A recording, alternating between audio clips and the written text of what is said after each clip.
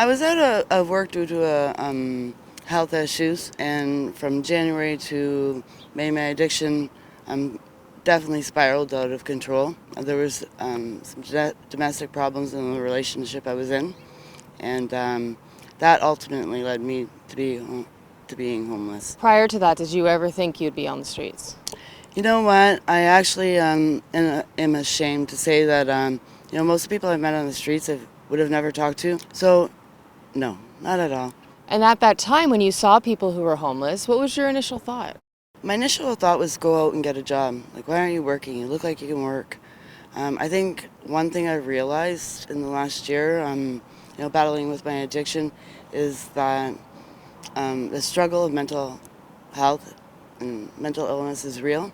I wouldn't have ever stopped and said hello to these people, and I'm ashamed of that. Me and my friend, which has been a lifesaver in my life on the streets, me and my friend go into a store and we're automatically followed. I worked my whole life. I worked 35 years of my life. I've never cheated a thing in my life.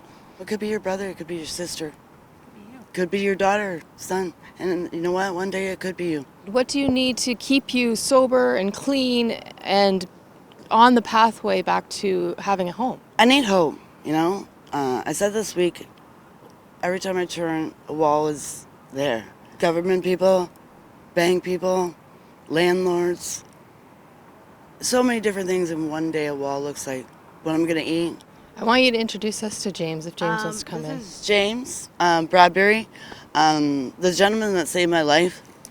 He didn't know me, found me in a park, deep in my addiction, carried me to his mother's house. She looked like she needed a friend, and she looked like she was struggling, and so that's my main thing to do is I like helping people. And, How much do you identify with being homeless and on the streets and sort of that feeling of hopelessness? Sometimes I feel like things are never going to change, and I believe in God, and I believe in help, and one day things will get better. Are you ready for winter?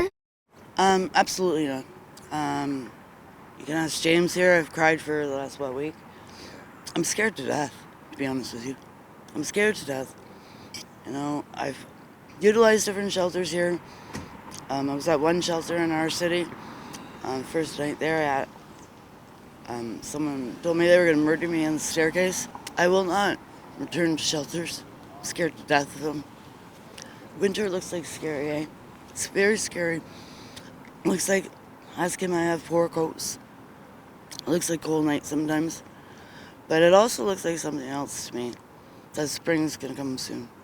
And that I keep on walking forward. But I won't lie, I'm scared.